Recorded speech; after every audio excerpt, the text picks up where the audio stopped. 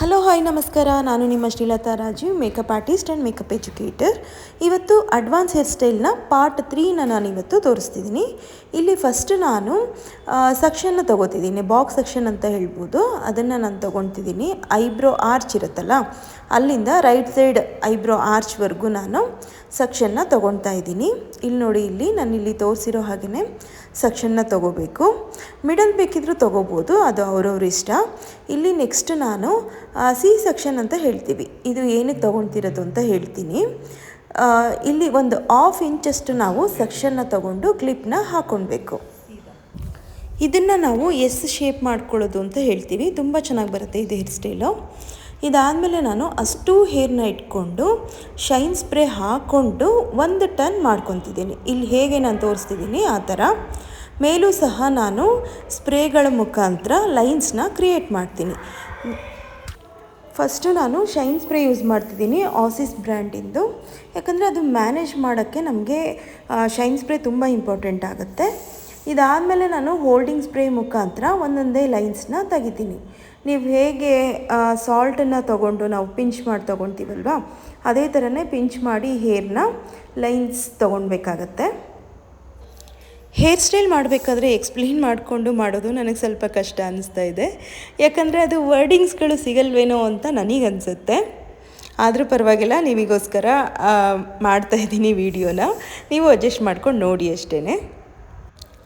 ಏನಾದರೂ ವರ್ಡಿಂಗ್ಸಲ್ಲಿ ಮಿಸ್ಟೇಕ್ ಇದ್ದರೆ ದಯವಿಟ್ಟು ಕ್ಷಮಿಸ್ಬಿಡಿ. ನೋಡಿ, ಇಲ್ಲಿ ಸ್ಪ್ರೇ ಹಾಕಿ ನಾನು ನೀಟಾಗಿ ಲೈನ್ಸ್ ತೊಗೊತಿದ್ದೀನಿ. ಅಂದರೆ ತುಂಬ ಚಿಕ್ಕದಾಗಿ ಲೈನ್ಸ್ ತೆಗೆದ್ರೆ ತುಂಬ ಚೆನ್ನಾಗಿರುತ್ತೆ ನೋಡೋಕ್ಕೆ. ದೊಡ್ಡ ತೆಗಿಬಾರ್ದು, ಅಷ್ಟೊಂದು ಅಟ್ರಾಕ್ಟಿವ್ ಆಗಿ ಅನಿಸಲ್ಲ.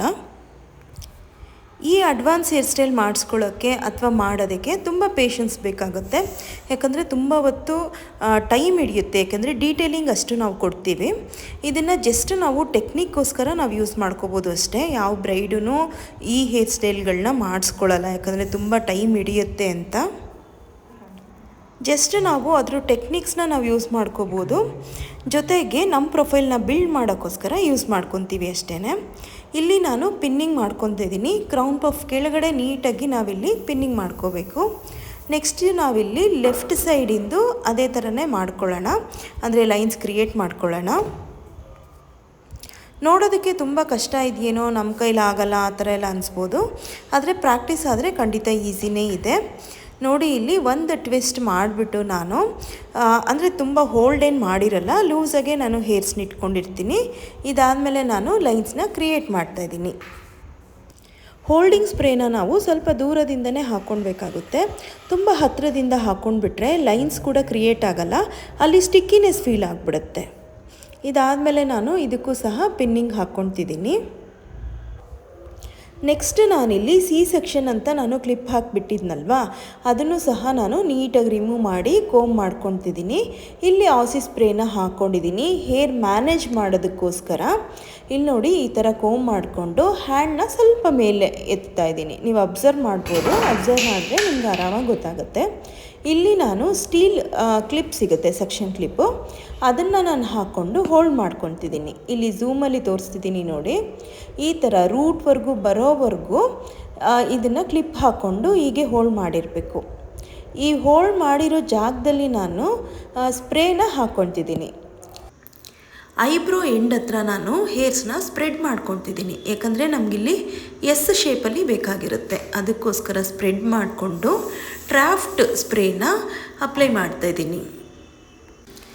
ಅಪ್ಲೈ ಮಾಡಿಕೊಂಡು ನೀಟಾಗಿ ಕೂಮ್ ಮಾಡ್ಕೊಬೇಕು. ಕೂಮ್ ಮಾಡ್ಕೊಂಡು ಆದಮೇಲೆ ನಾವು ಪಿನ್ನಿಂಗ್ ಮಾಡ್ಕೋಬೇಕು. ನೆಕ್ಸ್ಟ್ ನಾನು ಸೆಕ್ಷನ್ ಕ್ಲಿಪ್ಸ್ನೆಲ್ಲ ರಿಮೂವ್ ಮಾಡ್ಕೊತಾ ಇದ್ದೀನಿ. ಈ ವಿಡಿಯೋನ ಇಲ್ಲಿಗೆ ಸ್ಟಾಪ್ ಮಾಡ್ತಾ ಇದ್ದೀನಿ. ನೆಕ್ಸ್ಟ್ ವಿಡಿಯೋನಲ್ಲಿ ಇದ್ರ ಕಂಟಿನ್ಯೂಷನ್ ವಿಡಿಯೋ ಇರುತ್ತೆ. ಅಲ್ಲಿನವರೆಗೂ keep watching. Thank you so much.